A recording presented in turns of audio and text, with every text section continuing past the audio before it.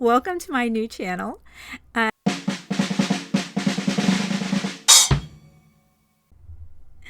Hi, my name is Lynn. Welcome to my new channel. And I don't have a name for it yet. We're going to see by the time I finish this. Maybe I'll come up with something for it. But I am a Gen Xer, but I'm not the type of Gen Xer that you might have met on the internet already. I've never drunk from a water hose. I did not grow up in middle America. I grew up in New York City, so we didn't have a water hose. I didn't have a yard. I had a really teeny tiny postage stamp front yard, which may have seemed a little bigger to me when I was really small, but as I got older, I realized it was pretty small. We had a lot of concrete. Across the street from me, there was a park, which I did go to, and which my parents did not attend with me beyond elementary school. But that said, I did not have a key to my house until I was out of elementary school. I was not a latchkey kid. And my grandmother lived around the corner from me. So if I happened to get home before one of my parents was home, I just went to my grandmother's house. And I was actually fairly protected as a kid. So maybe not the type of Gen X that you maybe have learned about. And I have a bunch of kids I will talk about occasionally on this channel. I pretty much am going to talk about things that I see on the internet and how they affect the people in my life and how I think they affect other people who I know, and how they're affecting the country. I live in the United States, how they affect the country and the world as we know it right now. And why am I doing this? Well, my family is tired of hearing me just rant at them about it. My daughter has told me time and again, you need to have a venue for this. This is yours preaching to the choir by talking to us. Talk to other people. So here I am talking to other people. I got myself a mic.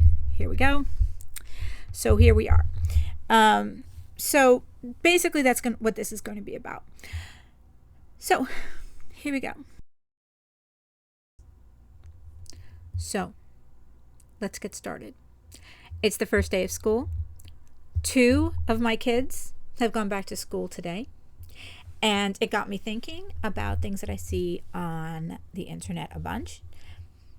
A lot on the Meta platforms, specifically on Facebook, where you'll see usually in meme format, let's get rid of Algebra 2 and instead teach financial literacy. Let's get rid of something that somebody thinks is unnecessary for life, let's say, and instead teach shop. Or instead teach our kids how to do their taxes. Or instead something that somebody out there who made the meme thinks is more important than something that's academic and more important and important to somebody else. Generally speaking, it comes down to they want people to be learning financial literacy. They might want them to be learning some life skills. They might want them to be learning shop. And they're specifically saying we should be getting rid of something like higher level math. I really, really dislike these. And the truth is that some people I know who have higher level degrees actually share them. And I completely disagree with this statement. And I'm going to tell you why. I wouldn't have this platform if I didn't.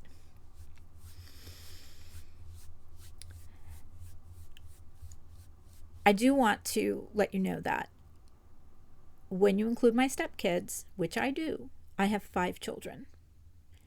And they have all different types of learning abilities. We are a house of neurodivergence here. I have incredibly smart children who have the ability to do incredibly higher math at a very young age. And I have some kids who are going to be theater kids. They don't do math. They're not math kids. They're going to do as much math as they have to do, and then they're going to stop.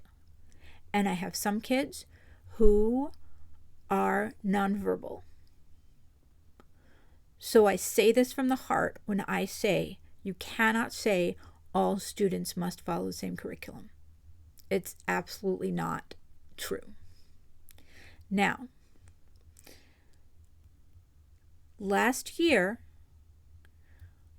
my daughter was part of what's called the Career Center in her high school. And that Career Center has shop. It has an fully developed auto shop. It has a full kitchen for teaching culinary arts. And it also has JROTC, which is what she was part of last year. So these are all career oriented. And it was absolutely fantastic that she was part of that. I absolutely loved it. She was also in chorus. And this year, she is in theater arts. These are all great things for her to be in. However, if she were the type of person who was required to take, for instance, auto shop, wood shop, electrical shop, would she be happy in that type of a class? Probably not. Would you ever say all students need to take orchestra or band or theater arts or chorus? You wouldn't. You'd never say that, because you know that somebody who would thrive in shop might not necessarily thrive in theater arts. They might not. You would never say that you must take an art or performing art in order to graduate. But people are saying that they're saying all students should have to take some kind of shop in order to graduate. It's unnecessary. The other reason it's unnecessary is here we are. We're on the internet. Anything that I have ever needed to fix in my house, I could find out how to fix on the internet. I hardly ever have to call somebody to fix anything anymore. Our refrigerator died this year. We found out what part we needed from the internet. We found out how to take out the old part, how to put in the new part, how to make sure it was working, all on the internet. We bought the part on the internet. Nobody needed to go to shop to figure out how to fix our refrigerator. We figured it out using YouTube. It was all there. You don't need it. Now, in another video, I am going to talk about how we are going to need to learn stuff without the internet. And we are going to have new kids who can learn and remember things without their phones. I'm not going to get into that right now. But you don't need to be in a class for an entire semester or an entire year in order to learn how to do these things. But if they are things that you as a student or that your student is interested in, absolutely go for it. That's why they have electives. Now, as for getting rid of Algebra 2 in order to teach personal finance, what? So that kids can learn how to do their taxes? This is really elder millennials, Gen Xers, and baby boomers telling on themselves. In order to do your taxes, especially as an 18-year-old coming straight out of college, you need to know how to read and how to do basic math. You don't even need complicated math to do it. You need to know how to read, and you know how to do basic math. If your taxes are so complicated coming out of college that you need more of that, then you should just hire a CPA. If you come out of college, if you come out of high school, you're 18 years old, and you've got a simple job, you are doing one page. You are not doing complicated taxes. And if they were to teach you complicated taxes with a tax code this big, you're not going to remember it. These are kids who don't remember their history classes. How are they going to remember the tax code? Don't be ridiculous. Now, in the county that I live in, all of these kids actually do go through a personal finance class in order to graduate. In fact, they take a short class in personal finance in middle school and then take a semester-long class in personal finance in high school. So my son went through it. They take them to this whole thing called Finance Park. They learn all this stuff about living a life outside of school, away from your parents. They give them a fake job with a fake salary, and how are you going to budget your money, and how are you going to live on that budget? And what they come out with is, well, I screwed up. I didn't leave myself enough money to eat, but I guess I learned something. Sure, they learned that they didn't know how to do it. They learned that it's hard. And once they're on their own and they have to do it with actual money, they're not going to be able to do it. And here's the real honest truth.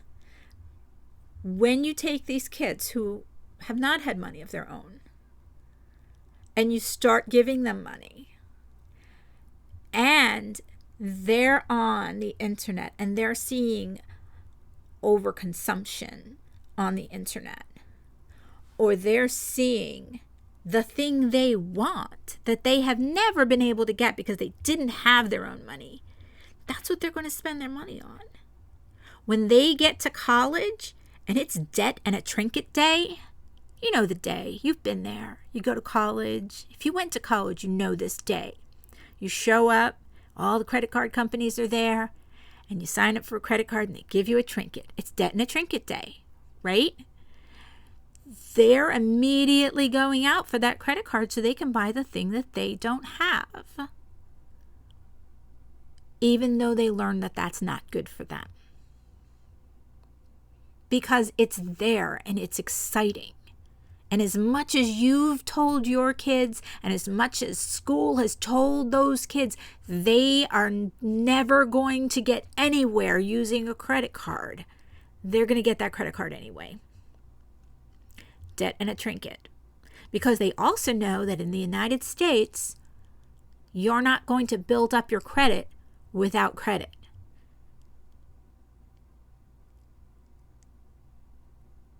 My kids watch Caleb Hammer with me. If you don't know who that is, I suggest you look up his channel. He doesn't need the links from me, but go ahead, look him up. He talks with people who have gotten their lives out of control with debt. I have my kids watch so they can learn from him how to take your money and live within your means. So you don't have to then take those austere measures to get out of debt.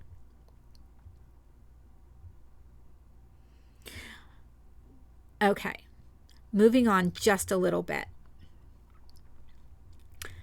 There are a few other things that I didn't get to, and that is the piece about not teaching the higher level math in exchange for teaching these other things. It astounds me that this is coming on a platform that was invented by people who had to study higher level math. If you enjoy using the internet, it is thanks to people who studied higher level math. There's no two ways about it. The internet was invented by people who knew higher level math. The new things that are invented every day are invented for your use by people who had to understand higher level math. And in order to get to that level, you have to go through Algebra 2, pre-calculus, or if you're on the IB track, the IB classes leading you to calculus. You absolutely have to go through those in order to get into the programs that you want to go to in college. It is unfair to say that these courses will not be offered or will be, let me put it this way. When I was in high school, we didn't have Algebra 1, Geometry, Algebra 2 as a sequence. We had what was called integrated math. I was in New York City. We had integrated math 1, 2, and 3. And we learned essentially algebra, logic, geometry, trigonometry in gradually increasing difficulty over 3 years. So all of those items got more and more difficult, and by the time you finished your third year, you had the highest level of all three prior to going into pre-calculus. I personally really liked that method because I felt like I could do all of those types of things, all of those pieces of math at their lowest level that first year, and then I could remember from year to year a lot more easily than if I, for instance, had all of the algebra one year, skipped a whole year and took geometry, and then had more algebra that third year. It's just the way I learn. That said, taking that section away, that algebra 2, there's so much in that. And there's so much in algebra that we use every day that people, they say things like we don't use math. We use it all the time. We use math when we go grocery shopping. And if you're not using math when you go grocery shopping, what are you doing? Are you just looking at prices and not comparing actual amounts of food? Maybe that's part of the problem.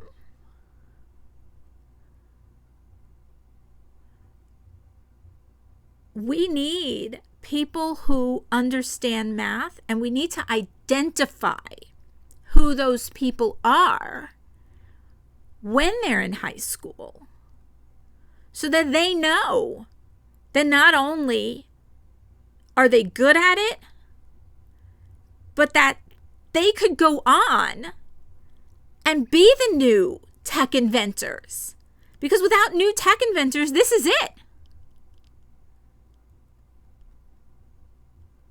I'll tell you something. My 15-year-old, my daughter, she loves using her phone. She absolutely loves it. She can use Facebook. She can use Instagram. She can use CapCut, whatever she uses. She doesn't know what the cloud is. Now, I didn't realize that until recently when she asked me why we need all these data centers. And I said, well, do you understand what the cloud is? And she said, it's that thing out there where we save stuff. And I said, okay, well, let's get a little bit more. Do you understand about what a hard drive is? And she didn't know what a hard drive was. And I was shocked. If we're going to make something required, let's talk about computing, for goodness sakes. Our kids don't know how computers work. But we're talking about shop. Everybody needs to use a computer. Our kids don't know how computers work. We're talking about banning phones in schools because kids are looking at them too much, but we haven't taught them how they actually work. What are we doing?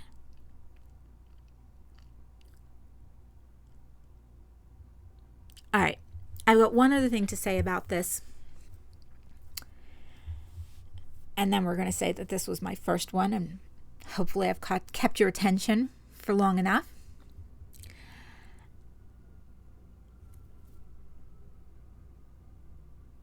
There's a lot that kids have to learn in high school. I went to high school in the late 80s. And there were things that I saw that happened in the 80s that I thought were going to be the biggest things taught in history in the future for forever. I saw the Berlin Wall come down. I saw communist Europe fall. And my kids didn't learn about it in high school.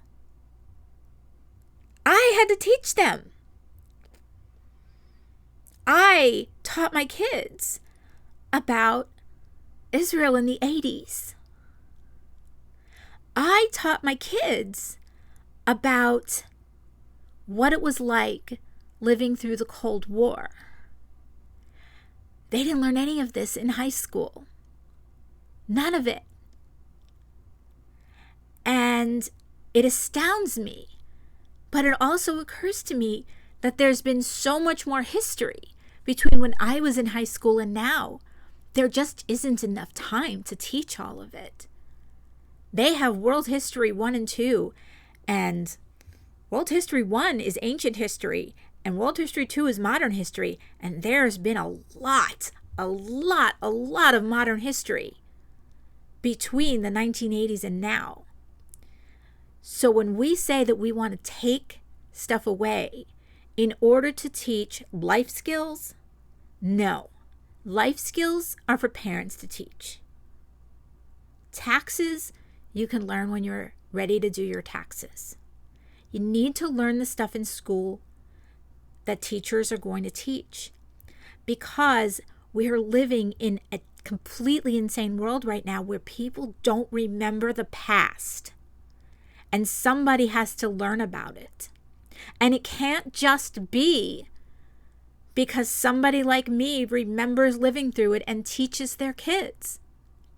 We need to have these kids learning more about the world in school. We need to have them learning more math in school. The way to get better at math, by the way, is to do more math. A friend of mine who's a professor of statistics said that.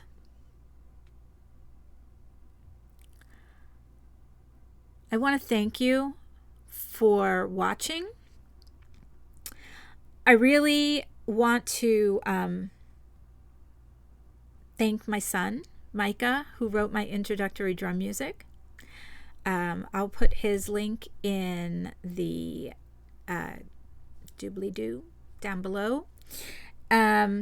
Please like, subscribe, share. On my other platforms, I will generally say hello to my 3 followers and 3,500 bots. I don't know. I don't have 3,500 bots. I have about 50 bots on Instagram following me that I don't even know where they all came from. They're definitely not real people. But I would love to have some real people following me here. So please like and subscribe. I'm obviously not monetized, but here's an ad for you. I'm actually a technical writer and instructional designer. So if you have any technical writing or instructional designing needs, please reach out, and you can see my company website at www.lpgcyber.com. And I hope to make another one of these soon. Have a great day. I hope you're doing well.